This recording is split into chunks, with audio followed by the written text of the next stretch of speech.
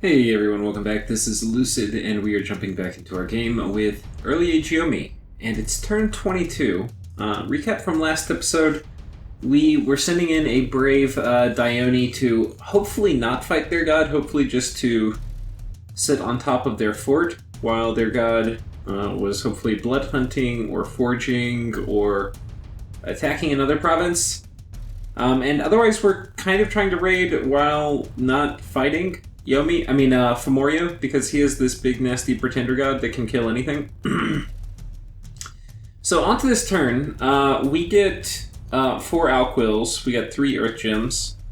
Now, these Alquils are certainly paid for. We've been sending Lanka a ton of Air Gems.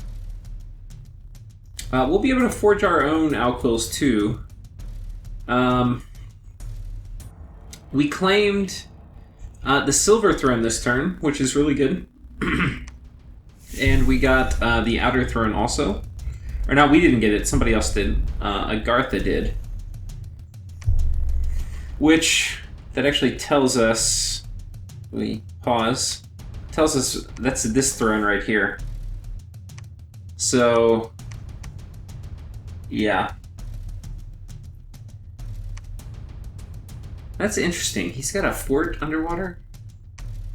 I don't think Agartha can build forts underwater, though I could be mistaken. I don't think they can. Maybe they can. This might have been from an event. The Outer Throne, if we look at it, let's check it out real quick. It's 3 pearls, and we get +1 magic. For us... we took Drain, so that would actually be kind of nice. We didn't take Drain necessarily because we want to. And actually, yeah. The first 2 Drain points you get, they're going to collectively give you +1 MR in your own territory. The final one is actually going to only give you a research penalty and a casting penalty, whereas the first 2 give you that Malice, and then also 1 benefit, which is the +MR, though the enemy will also get it. But for demons and undead nations like Lanka and Undead, we definitely like that. But the other part we don't really like. So getting magic +1 would actually be pretty nice. And the astral income would be good with our pretender and our new astral mages we got. So that does make it a little more appetizing to go after Agartha. He's also super small. He kind of got a bad starting position because I think he's here and I think Hinam connects, because they have to be technically close to each other. That's how the little algorithm works for pair making. Hinam is probably like right around here, or potentially right even here. Or even on this moon. I don't think there's a starting spot on this moon, but I could be wrong. But Hinam's somewhere right over here. In this vicinity. So that's kind of crappy, because while they are connected to each other, they're not connected to each other through many provinces. So it's a bit tricky for them to kind of efficiently engage in wars versus other people. I mean, it's possible. But then you combine that with the fact that this is otherwise a shitty starting position, because caves are map move 1. And they have very few connections. So this is without a doubt the worst starting position in the game. So I do feel bad for this dude, but he is our neighbor, and that is a tasty throne. Okay, so we found a magic site here, Labyrinth of Skulls. I think this is a Death 1 site. Oops.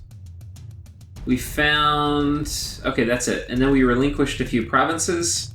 And I think we found down here, we got some gems, some more income, and we got a lab and a slave collar. Not sure how we'll use the slave collar right now. I don't know if we will.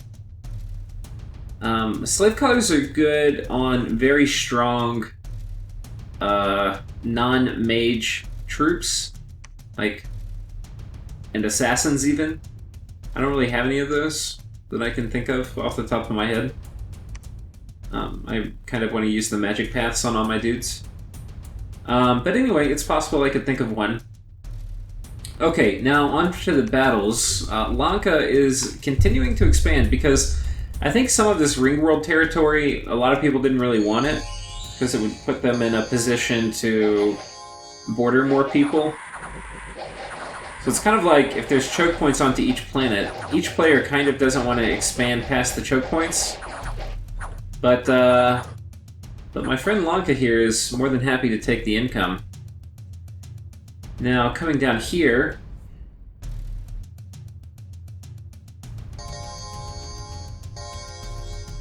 he is trying to raid this. Now, this is probably too much. Though we're getting a few repel checks. Yeah, if the Giants didn't show up, they would have had it. But the Giants did show up, and... okay, the guy escapes, it looks like, so... so that's actually, if you can see, if the Giants weren't there, if he wasn't patrolling, which he did, he's a smart dude. Femoria is a good player, I've decided, if you didn't pick that up from the last episode or two. So we definitely do need to respect him. This was kind of a throwaway raid, and it was just based on the off chance that he didn't add any defenders to his PD on his cap. Because most people don't really expect you to attack their cap with the small force, because, hey, it's a small force. But anyway, we did. That failed. Okay, let's watch this. So Dione, this is the attack on top of his other fort. And unfortunately, his Pretender God is not raiding to get land back. He's not trying to kill really one of our armies. He is not forging, and he's not blood hunting. He is right here. Right here. And he's doing health power and reinvigoration. And now he's going to come whoop this Dione's ass. And I'm pretty sure I'm going to lose. There's a chance that I win. But it's really low.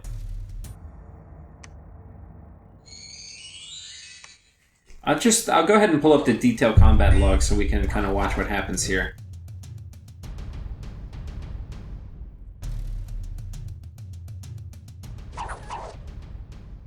Okay, we have the horrors attacking him.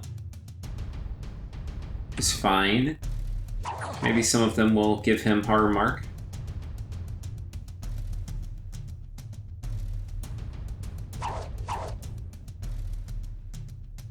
Okay, he's probably about to jump up. Oh no, he's casting Barkskin now, so we can see he's running up Alteration. He's not very high. Now Barkskin is going to give him pretty high protection. 26. It's kind of a lot.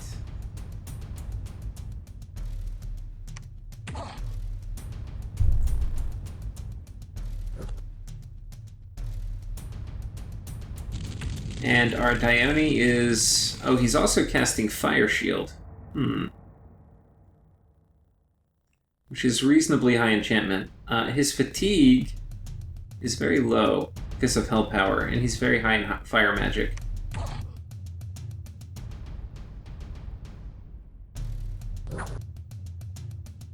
Now the Fire Shield isn't going to do anything to my Dione.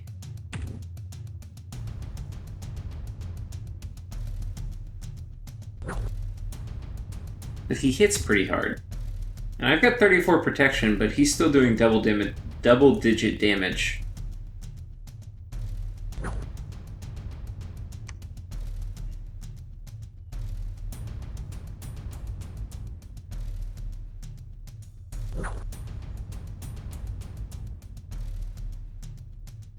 So we got hit by Entangle.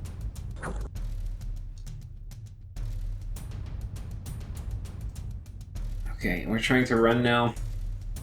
Unfortunately, our defense has been getting harassed down a lot, and that's largely due to the Stone Bird. So it's kind of a massacre. I don't think we hit him either. So we are very far from killing him. And that's kind of what I thought would happen. I did waste some gear in a Dione, but maybe it was worth it if I could have gotten him trapped inside the fort, and then I could have done a swapperoo. But anyway, that's that. And then coming down here, we are raiding with these little dudes. But Lanka has a bunch of giants. Not Lanka, Femoria.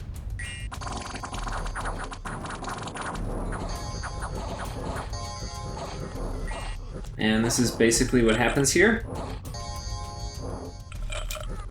So these are very killy giants too. 17 attack with Blood Surge on. Yeah. Pretty good.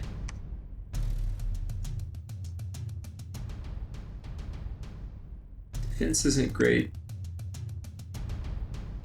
Okay. So that was unsuccessful. This one we kind of expected to be unsuccessful. And then we attack some independents. We're going after the cavemen here.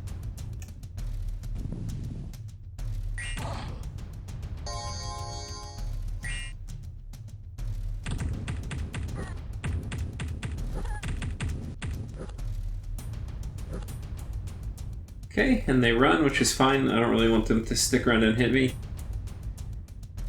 Okay, so we got that. So, not ever good losing a Dione, especially when they have gear on them.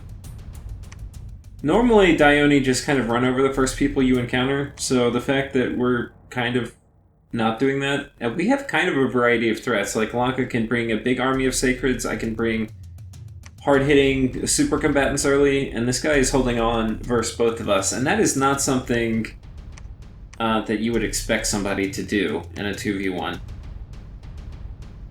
So, normally, especially when we're this much bigger, normally the amount of resources we can throw at him would overwhelm his ability to do anything.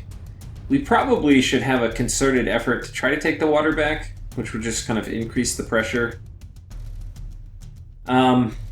So anyway, that's it. So the plan is we're going to raid here to get the unrest up a bit more. I was expecting last turn that he would patrol with his army to get the unrest down, because there's a ton of unrest. But I don't think that happened. So anyway, we're going to be raiding. I'm expecting this army will probably go here. This army would go here. This guy will either patrol again or he'll move out. I'm not sure. We'll find out.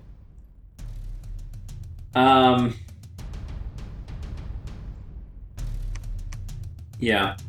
And that's basically it. We're going to site search here. I could go and attack this turn. I think I have the gear needed to take it. But we're going to just kind of hang tight for a minute. I'm not in a hurry to take it. I do want to see what it is, but I also don't want to waste a site search turn, so we are going to go ahead and do that. We've done tons of testing, and we've tried to figure out what will work against this guy. And we've come up with the solution. The solution is, and we kind of came up with it last turn, but we fine-tuned it. We're going to do copper plate, in case he has any lightning funny business. This also is going to shock him the first time that he hits me. And that actually is going to be really nice in that it will temporarily lower his defense. So we might score some attacks, which will... Actually, I don't think that will help get the harass penalty down, but it'll help with us kind of getting an early round of attack. And I think it may also lower his attack, but I'm not sure. If it does, I'm not sure what the repel mechanic is going to be. It may allow some other attacks through repel, in which case it should increase the harass penalty. So anyway, that's part of it. We're going to be doing a hat. The hat doesn't matter. Ideally, it would be the gore hat. I don't have it. And we can make it, we just haven't. We don't have many mages. We're going to be doing one of the braces of protection. Boots, we're going to be doing the kick boots, key boots. And then we're going to be doing a lifelong protection and a flesh eater like we talked about. This item is going to be, I'm forging it now, a Star of Heroes. We'll take a look at it. This is not an item that gets much play, but it's one of the items that did well in my testing. And basically, it's got 4 attack, which is a high attack value, which is nice. It does lower my defense, and when you're fighting a repel super combatant, you generally need high defense, because your defense goes against their attack to see if you're going to be able to land a hit. But because we can berserk, we don't care if he gets a repel off, because we've got the Flesh Eater. So it's a high damage, 12 damage is high, plus 2 attack for shield and 4 attack to start with. So it's going to be 6 attack, so it's going to have a good chance of getting through his very high defense. Like, on top of 17 attack, you add 6 to it, we're going to be at 21. So that's not bad. I mean, it's not great, but it's not bad. And then if we do hit him, we will have a chance to destroy armor. I think the math is about 25%, and it will destroy magic armor. Whoops. It will kill shields, and it will kill chest plates. I don't know if it will kill helmets. It probably will do that too, but I just haven't seen it yet. So that's pretty sweet, because we get rid of his shield, we get rid of his armor. He will die reasonably quickly. Even just getting the shield will be pretty good, because then horrors and my little imps, which I'm going to be summoning, won't get all bound up, and that will get his harass penalty up higher. So indirectly, this is going to do a lot to deal with his harass penalty. And then once his armor's done, it's also going to deal with the fact that he has really high protection. We can check here. I'm quite sure his fire resistance was pretty high.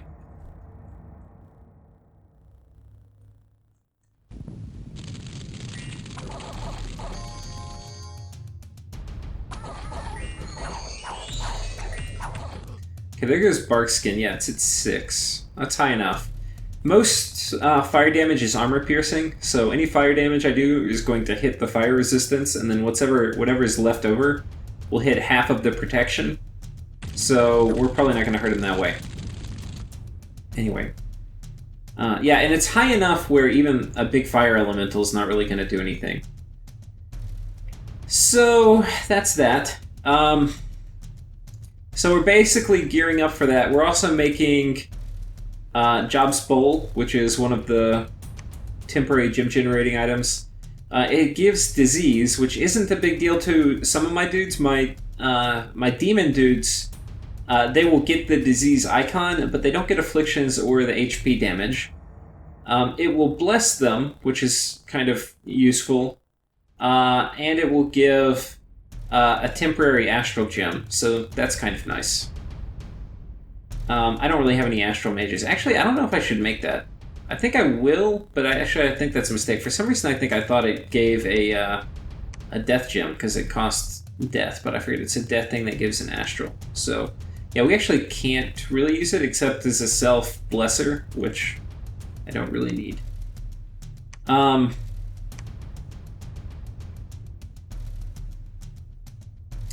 think that's... what else are we making? Up here we're making the key shoes. And then I think that's it. Down here, yeah, we're not making anything. I'm sending a bunch of stuff to Lanka, a dwarven hammer, and some money. He's got a few of my forts. He's upgrading them. This one he's upgrading to. I'm relinquishing this one and this one this turn, but then this one I already gave. Here we are creating these dudes and putting quills on them. You can see with quills, they're still at a very measly 11. But hey, we'll take it. What do they start off? They start off as 7. Whereas these guys are 9. So, but they're way better if I need a thug in a pinch. And they recruit free spawn, so I can't complain about that. I think that's about it for this turn and this episode. So thank you guys for watching. Tune in next time.